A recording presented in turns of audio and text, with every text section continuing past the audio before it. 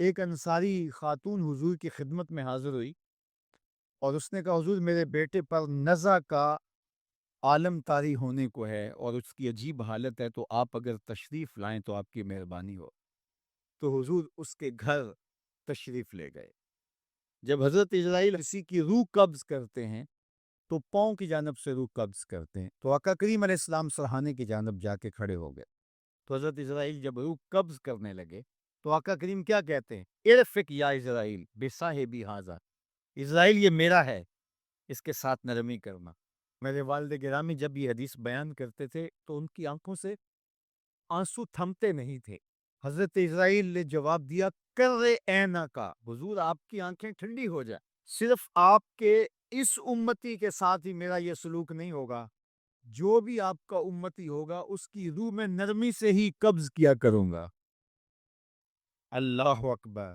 تو حضور علیہ السلام کی یہ شفقت اس امت پر، عزیز علیہ ما انتم، تمہارا مشقت میں پڑھنا اس نبی پر گراں گزرتا ہے۔ تو اس لیے ہمیں یہ اعزاز ہے کہ ہم حضور کی امتی ہیں، اور ہمارے سارے دکھوں کا مداوع، ہمارے سارے دردوں کا علاج حضور کی ذات گرامی ہے۔ اس لیے ہم اس پر ناز بھی کرتے ہیں اور اس پر شکرانے کے رنگ بھی اختیار کرتے ہیں۔ اور دوسری بات میں آپ سے یہ عرض کرنا چاہتا ہوں کہ یہ ہماری عقیدتوں کا اظہار ہے، یہ ہماری محبتوں کے بکھرتے ہوئے رنگ ہیں، اور ہماری محبت اس کی متقاضی ہے کہ ہم ان کے نام کے جھنڈے لہرائیں، ان کے نام کے پھریرے لہرائیں، ان کے ذکر میں جلوس بھی نکالیں، محافل کا انعقاد بھی کریں، اپنے گھروں پہ چراغاں بھی کریں، عقیدتوں اور محبتوں میں مٹھائیاں بھی بانٹیں۔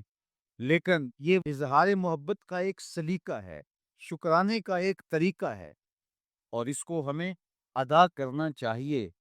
کسی بھی خوشی اور مسرت کے ملنے پر دنیا کا دستور ہے کہ وہ اظہار محبت کے مروجہ اسلوب کو اختیار کرتے ہیں، لیکن ہماری محبت یہیں ٹھہر نہیں جانی چاہیے۔ جس آقا نے ہمارے لیے غار سجدہ کے نوکیلے پتھروں پر پیشانیاں رکھ کے دعائیں مانگی ہیں، جو آقا کریم ہماری درد اور کسک کو محسوس کرتے ہیں، اور ہمارا بے چین ہو جانا حضور کے لیے بےتابی کا باعث بنتا ہے، کیا اس آقا کے لیے ہم صرف ایک دن کا میلاد کر کے یا ایک مہینے کی محافل کا انعقاد کر کے پھر اپنے گھر میں بیٹھ جائیں گے، اپنی خواہش کی زندگی گزاریں گے؟ یا اس آقا و مولا کا ہمارے اوپر حق ہے کہ ہم اپنی ساری زندگی اس آقا کے نام لگا دیں گے؟ تو آپ کا چراغاں صرف بنیروں پہ نہ رہے، کوئی دیا لے کے دل کی تاریک گلیوں میں بھی آئیں اور یہاں بھی چراغ روشن کریں۔ آپ نے جھنڈیاں لگائیں، گھروں کو سجایا، اور جو ہے وہ گلیاں صاف کر دیں کہ حضور کے میلاد کا یوم سعید ہے، تو بازار بھی سج گئے، گلیاں بھی سج گئیں۔ تو کہیں ایسا نہ ہو حسد، بغض، کینے اور نفرت کے کوڑے کباڑ کے ڈھیر ہمارے دلوں میں پڑے رہیں۔ کوئی جھاڑو لے کے دل نگر میں بھی آئیں اور دل نگر کی بھی صفائی کریں، اندر بھی صاف ہو، تمہارا ظاہر بھی صاف ہو، تمہاری گلیاں بھی صاف ہوں، دل کی گلیاں بھی شفاف ہوں، تمہارے بنیروں پر بھی چراغاں ہو، دل کی گلیوں کے اندر بھی حضور کی محبت کا چراغاں ہو، تو ظاہر بھی ستھرا اور باطن بھی ستھرا، پھر حضور کے نام پر اپنی پوری زندگی گزار دینے کا عزم کیجیے۔ آج کا دن تجدید عہد کا دن ہے۔ ہم اپنے آقا و مولا سے آج عہد کریں، حضور ہم آپ کے لیے اپنی پوری زندگی وقف کرنے کا عہد کرتے ہیں۔ ہم جئیں گے تو آپ کے لیے، ہم مریں گے تو آپ کے لیے، ہماری ایک ایک سانس آپ کی یاد میں، آپ کی محبت میں، آپ کے لائے ہوئے نظام کے غلبے کے لیے بسر ہوگی۔ تو اگر ہم یہ عزم کرتے ہیں تو کس قدر حضور کی خوشنودی کا باعث ہوگا۔ تو اپنے میلاد کو ایک دن پر محدود نہ کیجیے، چند لمحوں اور چند ساعتوں پر جز وقتی محبت سے اپنے آپ کو مطمئن نہ کر لیجئے، بلکہ حضور علیہ السلام سے کل وقتی محبت کیجیے۔ ہمارے آقا و مولا نے ہم سے جز وقتی محبت نہیں کی کہ حضور نے کچھ لمحوں کے لیے ہمیں تعلیم ارشاد فرما دی اور ہمارے لیے کچھ لمحوں کے لیے احساس کر لیا، پھر اس کے بعد ہمیں یوں ہی چھوڑ دیا۔ ایسا نہیں، حضور ہمیں نہ زندگی میں چھوڑا، حضور نہ نزا کے وقت چھوڑتے ہیں، نہ حضور ہمیں قبر میں چھوڑتے ہیں، نہ حشر میں چھوڑنے والے ہیں۔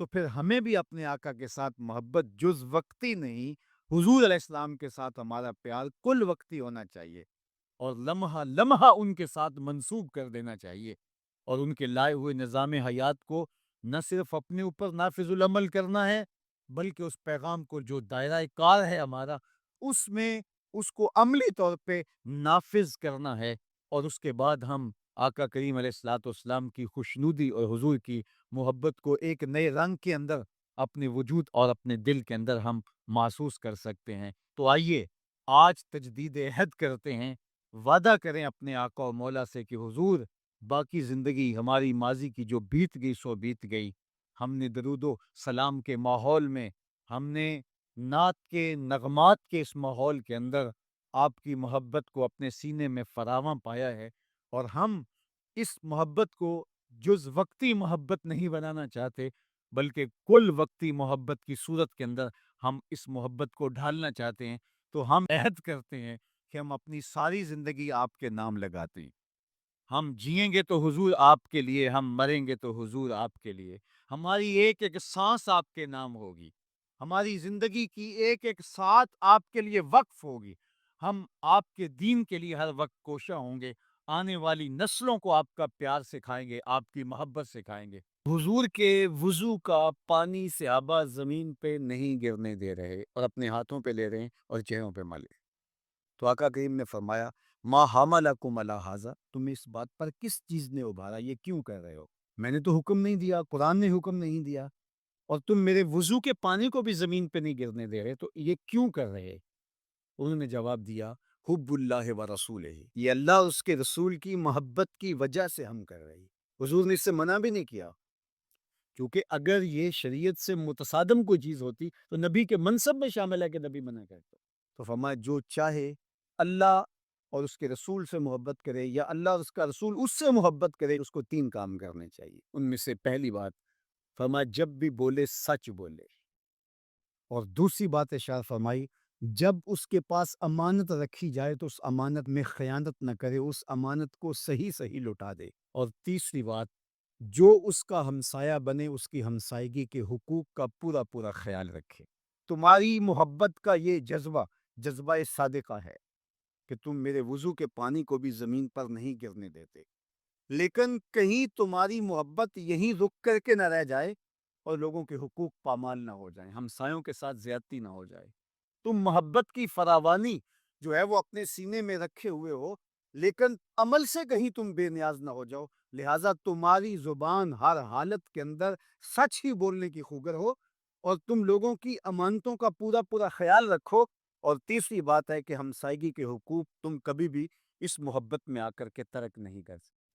میں اور آپ دیکھیں کہ ہماری محبت کہیں خام تو نہیں ہے کہ ہم دعوی محبت میں وہ چیزیں کر جاتے ہیں جن کی شریعت ہمیں اجازت دیتی ہے، شریعت کا حکم نہیں ہوتا، اور ہمیں وہ کر لینی چاہیے، لیکن دوسری جانب جو طے شدہ شریعت کا نظام ہے اس کو کہیں ہم پامال تو نہیں کر جاتے، اور محبت کی اس فراوانی کے اندر وہ چیزیں دب تو نہیں جاتی۔ حضور علیہ السلام کا یہ فرمان ہمیں پورا پیکج دیتا ہے، تصویر مکمل سامنے آنی چاہیے، مکمل نکھری ہوئی تصویر جس کے سارے خد و خال واضح ہو۔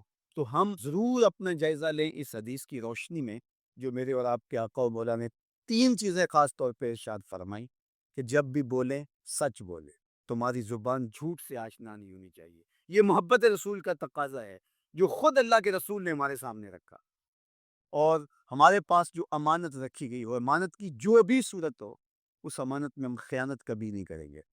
اور تیسری چیز یہ ہے کہ اپنے ہمسائیگی کے حقوق کا ہم ہر صورت کے اندر لحاظ رکھیں گے اور خیال کریں گے، ان کو کبھی بھی پامال نہیں ہونے چاہیے۔ یہ تین چیزیں اگر ہم اپنی روح کے اندر سمو لیتے ہیں، اور یہ ایسا نقشہ سامنے آتا ہے ہماری محبت کا، تو یہ محبت ماحول کے اندر خوبصورتی کی ضمانت بنتی ہے۔ ورنہ میرا رویہ، چاہے وہ دین کے نام یا کسی اور نام سے ہو، اگر لوگوں کے لیے دین سے دوری کا سبب بن جائے تو مجھے سوچنا چاہیے کہ میں کھڑا کہاں ہوں اور میرا مزاج کس سمت جا رہا ہے، اور میں اپنے آپ کا جائزہ لوں۔ میرے استاد فرمایا کرتے تھے کہ یہ نہ ہو کہ لوگ تمہیں پوچھے تم کون ہوتے ہو اور تمہیں بتانا پڑے یہ دیکھو مذہب کے خانے میں اسلام لکھا ہے۔ آپ فرمایا کرتے تھے صاحب، نہ پوچھنا پڑے نہ تمہیں بتانا پڑے، تم دور سے آ رہے ہو، تمہاری وضاقت، طرز زندگی، انداز معاشرت، تمہارا حلیہ، تمہاری زندگی کی اسلوب دیکھ کے لوگ دور سے کہیں وہ دیکھو آقا کا غلام آ رہا۔ اور اس پہ میں ایک اور بات کا اضافہ کرتا ہوں، اور وہ یہ کہ تم دور سے نظر آ رہے ہو تو لوگ کہیں وہ حضور کا غلام آ رہا ہے، لیکن تم قریب آ جاؤ تو پھر بھی لگے کہ تم حضور کے غلام ہو۔ کچھ عرصہ قبل مصر میں کھودائی کے دوران کچھ غاریں دریافت ہوئی ہیں کہ جن کے اندر سونے کی پرسیاں تھیں اور انسانوں کی ہڈیاں ملی۔ تو ہم تاریخ پڑھتے ہیں تو 6 صدی سے قبل مصر میں وہ بادشاہوں کو الگ انداز سے دفن کرتے تھے۔ عام قبروں میں عام لوگوں کی طرح بادشاہ دفن نہیں ہوتے تھے، بلکہ بڑا غار تلاش کرتے اور اس میں سونے کی مرصع رسی رکھتے اور اس کی لاش کو وہاں رکھتے، اور اناج اور کھانے پینے کی چیزیں وہاں رکھتے۔ اور ظلم یہ ہوتا کہ وہاں چند زندہ غلام بھی اس کی خدمت کے لیے وقفہ کرتے اور باہر سے دیوار چپتے، اور پھر جس طرح وہ گھٹ گھٹ کے مرتے تھے وہ ایک نظر تھا کہانی، اس کا تصور کر کے بتا کانپ جاتا ہے کہ دنیا کے اوپر ظلم، جبر، تعدی، ناانصافی کیا کچھ ہو رہا تھا، لیکن میرے حضور آئے تو امن ہی امن، روشنی ہی روشنی، شعور ہی شعور، اجالا ہی اجالا پھیل گیا۔ کائنات کو یہ جتنی بھی روشنی ملی ہے آج، چاہے کوئی کفر کا معاشرہ بھی ہو اور اس میں آپ کو خیر کی قدریں نظر آئی، تو وہ ساری قدریں میرے حضور کی دی ہوئی۔ سید سلیم گیلانی نے تو قلم توڑ دیا، نہ خرد کی روشنی تھی نہ جنوں کی آگ کی تھی، نہ خرد کی روشنی تھی نہ جنوں کی آگ کی تھی، تیری رہبری سے پہلے یہ جہاں جہاں نہیں تھا، تیری رہبری سے پہلے یہ جہاں جہاں نہیں تھا، تیرے آستاں سے پہلے کوئی آستاں نہیں تھا، میں وہ زمیں تھی جس کا کوئی آسمان نہ۔ تو زندگی کا سارا جمال اسی چوکھٹ سے نصیب۔ تو اس لیے ایک دن کا یا ایک شب کا محفل میلاد محدود نہیں رکھنا نا، بلکہ اپنی پوری زندگی پر محفل میلاد کو پھیلا لینا ہے۔ ہمارا رواں رواں شکرانہ ادا کرے، ہمارا طرز زندگی بتائے ہمیں حضور کے آنے کی خوشی ہے۔ اگر ان کے آنے کی مسرت ہے اور ان کے آنے کی خوشی ہے تو پھر ہمارا طرز زندگی کیوں نہیں بتاتا کہ ہم خوش ہیں؟ ان کا بتایا ہوا طریقہ، ان کا دیا ہوا نظام حیات ہماری زندگی کا روشن حوالہ ہے اور ہماری زندگی کا نور اور چراغ راہ ہے، تو پھر اس کی روشنی میں ہم جینا کیوں نہیں چاہتے، اس روشنی میں کیوں نہیں ہم چلنا چاہتا؟ تو صاحب میلاد سے محبت اور صاحب میلاد سے پیار اور شکرانے کا ایک انداز یہ ہے کہ آپ اپنی ساری زندگی ان کے نام ادا۔ میرے استاد فرمایا کرتے تھے، اور یہ بات کوئی ہزار مرتبہ کہہ چکا ہوں، وہ فرمایا کرتے تھے یہ نہ ہو کہ لوگ تمہیں پوچھے تم کون ہوتے اور تمہیں بتانا پڑے ہم مسلمان ہوتے۔ فرمایا کرتے تھے صاحب، نہ کسی کو پوچھنا پڑے نہ تجھے بتانے کی نوبت آئے، تمہاری وضع قطع ایسی ہو تم دور سے آ رہے ہو، لوگ پہچان کے کہیں وہ دیکھو محمد عربی کا غلام آ، لوگوں کو پتا ہو یہ حضور کا نوکر ہے، تمہارے سینے پہ حضور کے نام کا بیج لگا ہے اور تم دکان پہ بیٹھے ہو، لوگوں کو بے فکری ہونی چاہیے۔ اب اس سے 2 نمبر مال نہیں مل سکتا، یہ حضور کا عشق ہے، کیونکہ اس کے سینے پہ حضور کے نام کا بیج آئے گا۔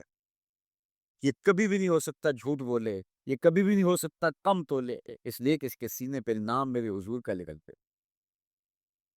تو آپ کا عشق آپ کی صداقت کی دلیل بن جائے، آپ کا عشق آپ کے وعدہ پورا کرنے کی دلیل بن جائے۔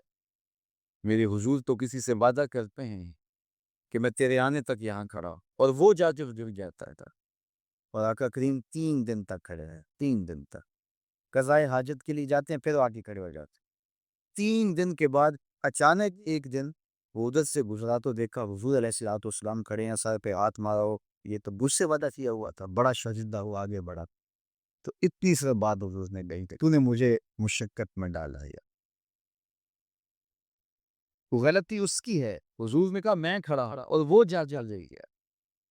اور ہمارا ماجرا کیا ہوتا ہے کہ ہم کسی کو ٹائم دیا ہوا ہوتا ہے اور پھر خود ہی بچے کو کہہ دیتے ہیں کہ جا کے بعد بتا دے کہ ابو گھر پہ ہی نہیں، اور میرے گھر کے اوپر جھنڈا حضور کے نام کا لگا ہے، پورے گھر پہ چراغاں حضور کے میلاد ہوا ہے، اور میں بہت بڑا عاشق رسول، نعرہ لگاؤں تو زمین کو پھاڑ دوں، آسمان کو چیر، لیکن خود وعدہ کیا اور اندر سے بچے کو بھیج رہا ہوں کہ جاؤ کہو ابو گھر پہ تھے۔ تو صاحب میں عاشق رسول نہیں ہوتا، میں کوئی اور ہوتا، عشق وعدوں کی پابندی کا درس دیتا ہے تمہیں، تو ان کے طرز زندگی کو اختیار کریں، ان کے بتائے ہوئے طریقے کو اختیار کریں۔ کسی زمانے میں ہوتا تھا کہ شام کو بوڑھی مائیں بچوں کو لے کر کے بیٹھ جایا کریں اور دادی اماں کے گرد سارے بچے جمع ہو جاتے تھے اور وہ کہانیاں سنایا کرتی تھی۔ ان کہانیوں میں صحابہ کی عظمت کی کہانیاں تھیں، اہل بیت کے تذکرے ہوتے، اپنے اسلاف کے قصے ہوتے، کہانی کے روپ کے اندر وہ دین گھول کے بچوں کو پلایا کرتے تھے، اور بچوں کو اس کا چسکا، اس کا نشہ ایسا تھا کہ وہ روز شام کو دادی اماں کے بستر میں گھس جاتے تھے اور دادی اماں ان کو دین کا سبق دیتی، اپنی روایات پڑھاتی، اخلاقیات سکھاتی، اور بچے اس درس گاہ پڑھ کے جب نکلتے تو پھر وہ دنیا کے جس کونے پہ بھی کھڑے ہوتے اس درس کو کبھی بھی بھولا نہیں کر گئے تھے۔ جب سے دادی اماں کا بستر اجڑ گیا ہے، جب سے یہ کلچر دم توڑ گیا ہے اور بچوں کے اوپر اتنی کتابیں لاد دی گئی ہیں کہ انہیں فرصت ہی نہیں مل رہی، اور جو باقی وقت بچتا ہے وہ ان کا سکرین بھی آگے گزرنے لگا ہے، تو پھر دادی اماں کا بستر ویران ہوا اور بچوں نے وہاں سے جو سیکھنا ہے اس درس گاہ میں، جس سے استاد فرنگی روحوں کے بے حس ڈانچے ہیں، جو انہوں نے سکھانا ہے، تو پھر نتیجہ کیا ہوگا کہ بچہ جو فکر لے کر اور جو طرز زندگی لے کر اٹھے گا تو وہ کبھی بھی اس مزاج سے میل نہیں کھائے گی جو کہ ہمارے اسلاف کا طریقہ تھا، ہمارے اسلاف کا دیا ہوا مزاج۔ آج ماڈرن اسلام کی بات کی جاتی ہے، جدیدیت کے قصیدے پڑھے جاتے ہیں، اور جو اسلام کی روح سے نا آشنا لوگ ہیں وہ جھومنے لگتے ہیں، شاید یہ جدیدیت ہمارے لیے کوئی نجات دہندہ ہو، یہ ہمارے لیے کوئی پیغام شفا بن کے ہمارے اوپر نازل ہو رہی ہے۔ یہ جدیدیت، یہ اسلام کا مزاج نہیں ہے۔ اسلام وہی ہے جو 14 صدیاں قبل صفہ کے چبوترے پہ بیٹھ کے رسول اللہ نے صحابہ کو پڑھایا۔ اسلام وہی ہے جو مسجد نبی کی چٹائی پہ بیٹھ کے رسول اللہ نے درس دیا تھا، وہی اسلام ہے۔ اسلام نہیں بدلا، اور نہ ہی اسلام کے اندر کوئی ناسخ و منسوخ ہے کہ جو مشکل لگا اس کو نکال دیا، جو آسان سمجھا اس کو جو ہے وہ رکھ لیا۔ ایک خواہشات کا اسلام نہیں ہے، آرزوؤں کا اسلام نہیں کہ جو مشکل لگا اس کو نکال دے۔ رومی نے بھی ایک بڑے خوبصورت پیرائے میں اس کی نفی کیا۔ کسی زمانے میں وہ لوگ تصویریں چھپوایا کرتے تھے میلوں ٹریلوں پر، اور تو وہ اس نے کہا کہ میرے یہاں شیر کی تصویر چھاپ ہے، تو اس نے وہ مشین جس میں روشنائی ہوتی ہے اس کی جب پن جسم کے اندر ڈالی اور درد ہوا تو پوچھا کیا کرنے لگے؟ کہا کہ میں شیر کا منہ بنانے لگا۔ اس نے کہا اس نے کون سا کھانا ہے؟ تو اس نے وہ پن باہر نکال لی۔ پھر دوسری جگہ جب داخل کی تو پھر درد ہوا تو کہا کیا کرنے لگے؟ بس شیر کی ٹانگیں بنانے۔ کہا اس نے کون سا چلتا ہے؟ پھر اس نے خیر باہر نکالی، روشنائی اندر جذب کرنے کے لیے پھر جب اس نے سوئی ڈالی تو کہا اب کیا کرنے لگے؟ کہا میں شیر کے کان دلانے لگا ہوں۔ تو اس نے کہا اس نے کون سا سننا ہے؟ وہ خیر اس نے پھر نکال لیا، تو جہاں رکھے تو پوچھے کیا کرنے لگے ہو؟ کبھی بولے میں اس کی آنکھیں بنانے لگا ہوں، کبھی کہے اس کی تم بنانے لگا ہوں، تو یہ کوئی نہ گزر پیش۔ تو اس نے کہا بابا پھر میں کیا بناؤں؟ کہا بس تم شیر بنا رہا۔ اس نے کہا میں کیسا شیر بناؤں جس کی آنکھیں بھی نہ ہو، جس کے کان بھی نہ ہو، جس کی ٹانگیں بھی نہیں ہو، جس کا پیٹ بھی نہ ہو، جس کی دم بھی نہ ہو؟ کہا بس تم سمپل شیر بنا۔ کہا کہ وہ شیر مجھ سے نہیں بنتا جس کے یہ اعضاء نہ، یہ اعضاء تو ہوں گے شیر بنے گا، لیکن جب بھی کوئی اعضاء بنانے کے لیے وہ سوئی جسم کے اندر داخل کرتا تو درد ہوتا، تو وہ اس درد کو برداشت نہ کر پاتا، کہتا تھا نہیں اس کے بغیر ہی شیر بنا دو، اس کے بغیر ہی خیر۔ تو میاں یہ جدیدیت کے نام سے جس اسلام کی لوگ بات کرتے ہیں، جو مشکل لگا اس نکال دیا دین سے، یہ دین میں ہے ہی نہیں، بات ہی نہیں تھی۔ اور آج مغرب بڑی تیزی کے ساتھ اصطلاح آگے لانے کی کوشش کر رہا ہے۔ پہلے وہ دہشت گردی کے نام سے پوری مسلمانوں کو مارا، ایک اصطلاح لے کر آئے، اور پھر بنیاد پرستی کے نام سے، اور اب جو ہے وہ جدیدیت کے نام سے امت پر حملہ آور ہو رہا ہے۔ اسلام وہی ہے جو کھجور کی چٹائیوں پہ بیٹھ کر ابو ہریرہ نے رسول اللہ سے پڑھا تھا، وہی حیا کی لپٹی ہوئی چادر ہے جو فاطمہ اوڑھتی تھی۔ اسلام وہی ہے جو مدینے کی گلیوں میں میرے حضور لوگوں کو دیا کرتے تھے۔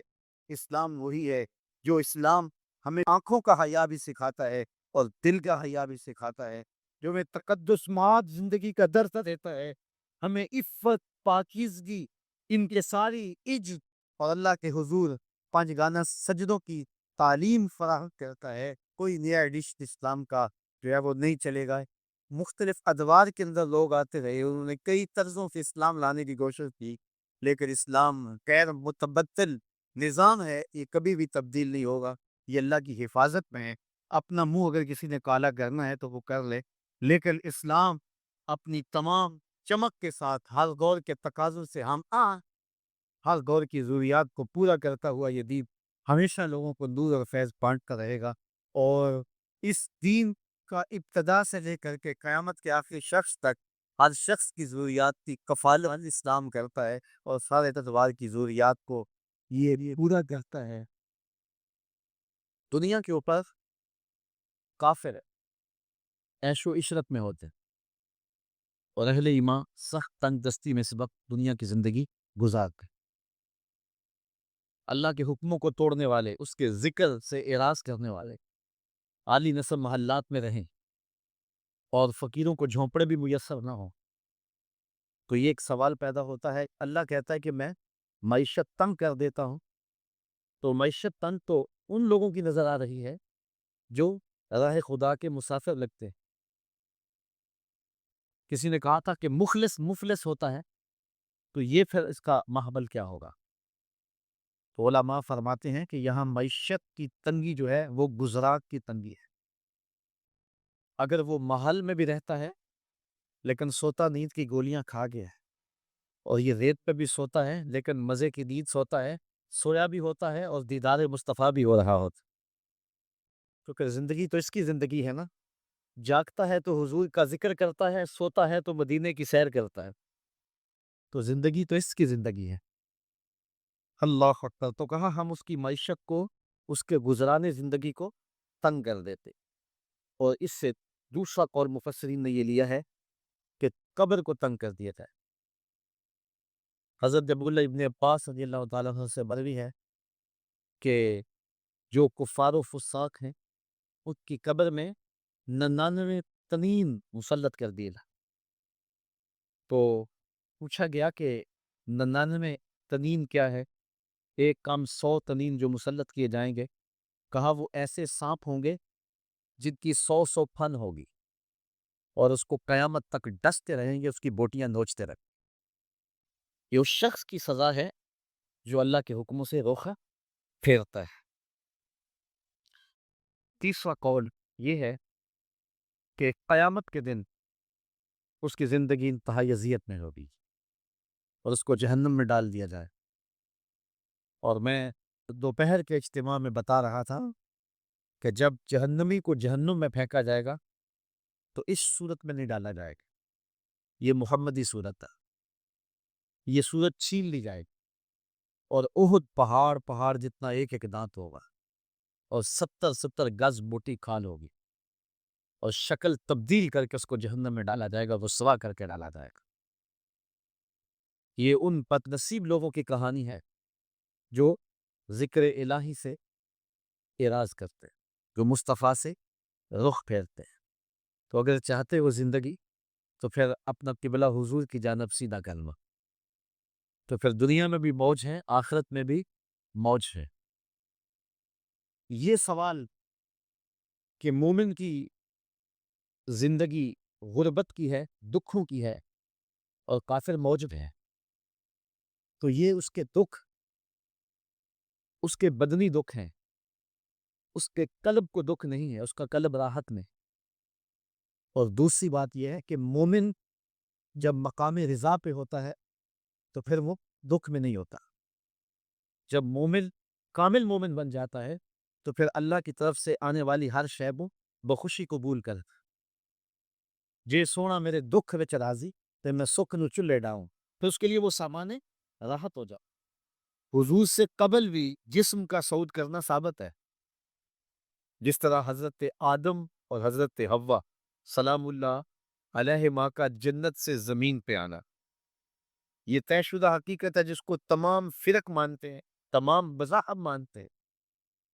اسی طرح حضرت یونس علیہ السلام کا، حضرت ادریس علیہ السلام کا، اور حضرت عیسیٰ علیہ السلام کا زمین سے آسمان کی طرف جانا، یہ بھی ایک طے شدہ حقیقت ہے۔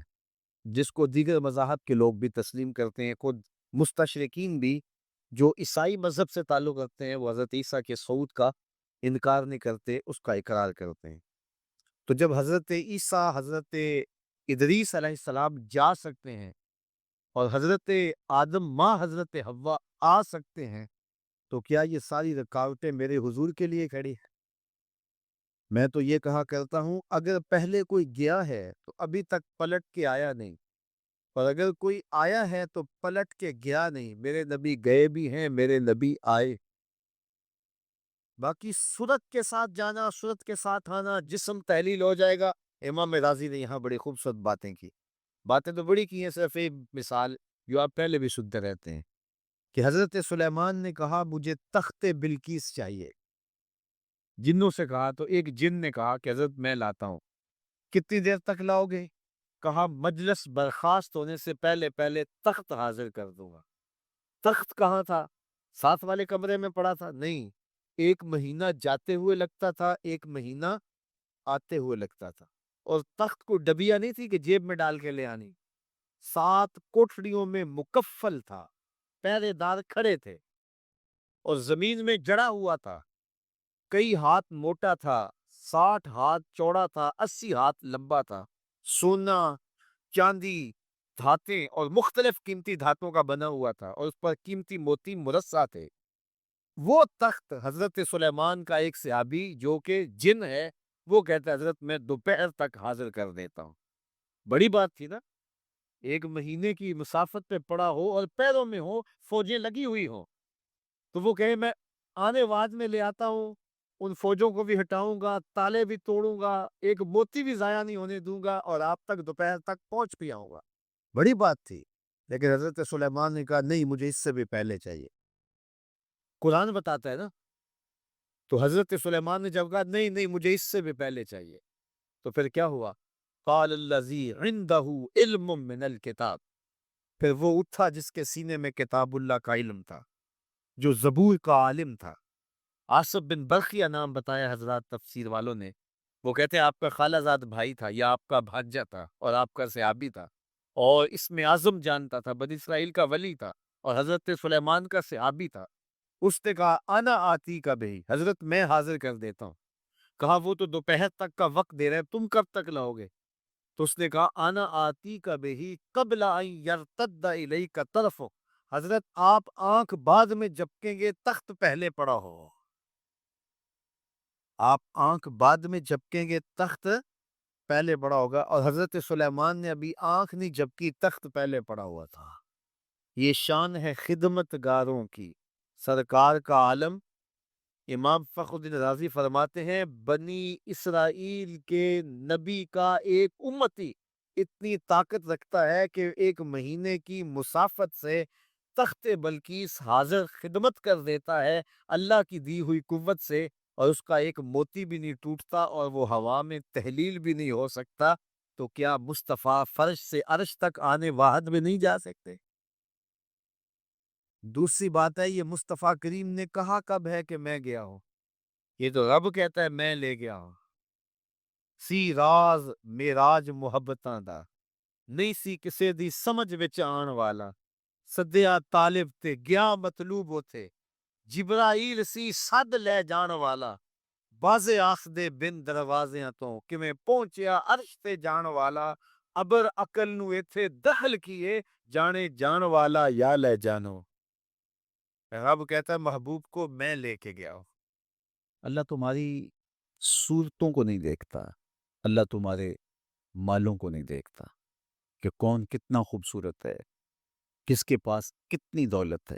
نہ تمہاری صورتیں دیکھتا ہے، نہ تمہارے بنگلے دیکھتا ہے، نہ تمہاری جائیدادیں دیکھتا ہے، نہ تمہارا بینک بیلنس دیکھتا ہے۔ اسے تمہاری صورتوں سے غرض نہیں ہے، اسے تمہارے اموال سے سروکار نہیں ہے۔ وَلَٰكِن يَنظُرُ إِلَىٰ قُلُوبِكُمْ وَأَعْمَالِكُمْ، وہ تمہارے دل دیکھتا ہے اور تمہارے عمل دیکھتا ہے۔ تمہارے کپڑے پرانے ہیں، جھونپڑے میں رہتے ہو، لیکن عمل خوبصورت ہیں۔ تمہارا دل قلب سلیم ہے، اس دل میں اللہ کی محبت، اللہ کا پیار رکھا ہے۔ اللہ جل شانہ کے محبوب کا پیار رکھا ہے تو وہ دل خوبصورت ہے.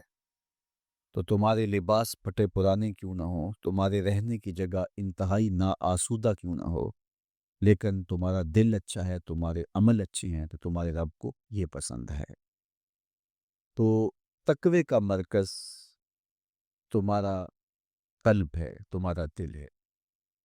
تو دل کی پاکیزگی، دل کی صفائی، دل کی ستھرائی، یہ اللہ جل شانہ کو محبوب ہے. ہم عمومی طور پہ اپنے ظاہر کو سنوارنے میں لگے رہتے ہیں اور باطن ہمارا میلا کچیلا ہی رہتا ہے. ہمارا رب ہم سے اس بات کا تقاضا کرتا ہے کہ تمہارا دل بھی ستھرا ہونا چاہیے، تمہارا دل بھی پاک ہونا چاہیے. باہو علیہ رحمہ فرماتے ہیں کہ دل کالے نالوں منہ کالا چنگا، جے کو یہ رمز پچھانے ہو. تو اصل تو پاکیزگی، طہارت، صفائی، عفت قلب کی ہے. تو اس لیے اللہ تعالیٰ جل شانہ نے مومنین کے قلوب کی پاکیزگی، طہارت اور صفائی اور عفت کا تقاضا اہل ایمان سے کیا ہے. اللہ جل شانہ نے بندوں کو جو عزت، وقار اور شہرت عطا کی ہے، تو اس کا معیار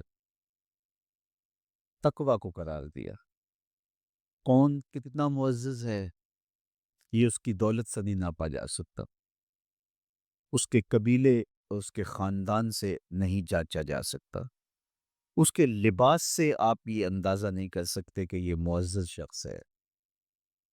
کسی شخص کا کسی قوم سے تعلق ہے، وہ اس کی عزت کا ظرف نہیں ہے. ان اکرمکم عند اللہ اتقاکم، تم میں سے معزز وہ ہے جو متقی ہے، جو پرہیزگار ہے.